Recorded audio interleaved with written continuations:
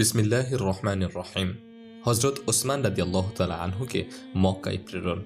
নবী করিম সাল্লাল্লাহু আলাইহি ওয়াসাল্লামের হুদাইবিয়ার অবতরণের ঘটনা প্রসঙ্গে হজরত উরওয়া রাদিয়াল্লাহু তাআলা আনহু বর্ণনা করেন যে নবী করিম সাল্লাল্লাহু আলাইহি ওয়াসাল্লাম হুদাইবিয়ায় অবতরণ করিলে কুরাইশগণ ঘাবড়াইয়া গেল।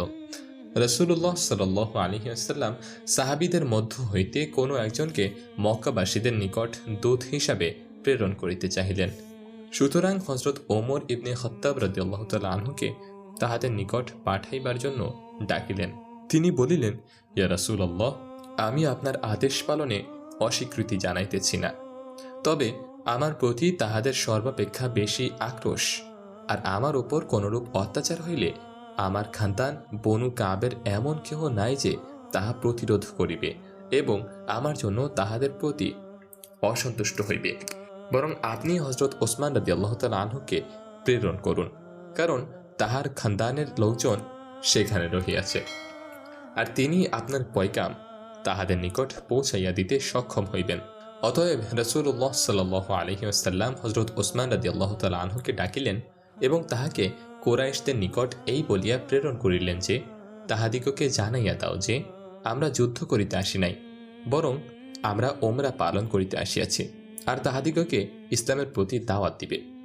হজরত ওসমান রাদিয়াল্লাহু তাআলা আনহুকে ইহাও বলিয়া দিলেন যে, মক্কায় অবস্থানরত ঈমানদার পুরুষ ও মহিলাদের নিকট যাইয়া তাহাদিগকে মক্কা বিজয়ের সুসংবাদ দিবে এবং তাহাদিগকে জানাইয়া দিবে যে আল্লাহ তাআলা অতি সত্বর মক্কায় আপন দিনকে এরূপ বিজয় দান করিবেন যে কাহারও আর আপন ঈমান গোপন রাখিবার প্রয়োজন হইবে না।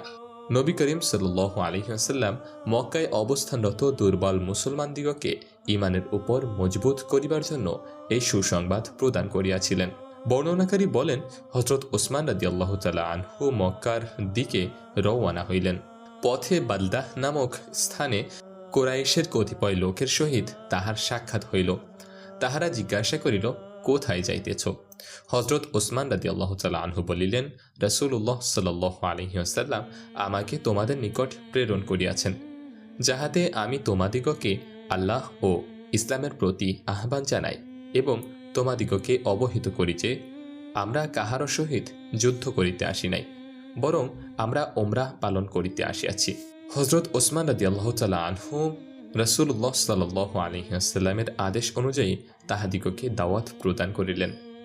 তাহারা বলিল, তুমি যাহা বলিয়াছ আমরা তাহা শুনিয়াছি, যাও তুমি নিজের কাজ করো। কিন্তু আবান ইবনে সাঈদ ইবনে আস দাঁড়াইয়া হজরত ওসমান রাদিয়াল্লাহু তাআলা আনহুকে অভ্যর্থনা জানাইলেন এবং তাহাকে আশ্রয় প্রদান করিলেন। তারপর নিজের ঘোড়ার পিঠে জিন বাঁধিয়া তাহাকে আরোহণ করাইলেন এবং স্বয়ং তাহার পিছনে বসিয়া মক্কায় আসিয়া পৌঁছিলেন।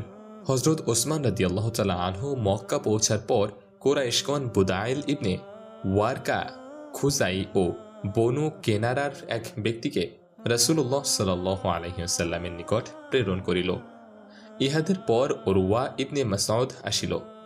পূর্বেকার রেওয়াত অনুযায়ী এই হাদিসের বাকি অংশ বর্ণিত হইয়াছে।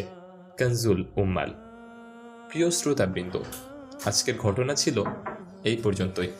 সাহাবী রাদিয়াল্লাহু তাআলা আনহুম আজমাইনদের জীবনে সম্বলিত বহু ভাষায় অনূদিত বিখ্যাত গ্রন্থ হায়াতুস সাহাবায়ের প্রথম খণ্ড এবং পৃষ্ঠা নম্বর 246 থেকে পাঠ করিলাম।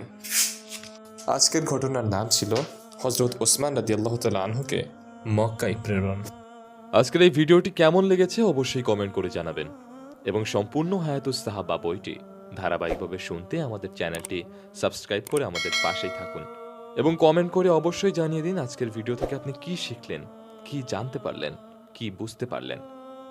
এবং আজকের ভিডিওটি যদি ভালো লেগে থাকে অবশ্যই আপনার বন্ধুর কাছে, আপনার প্রিয়জনের কাছে শেয়ার করুন, যাতে তাহারাও ইসলামের স্বর্ণযুগের কাহিনী সাহাবী রাদিয়াল্লাহু তাআলা আনহুম আজমাইনদের জীবনী জানতে পারে, শুনতে পারে, বুঝতে পারে।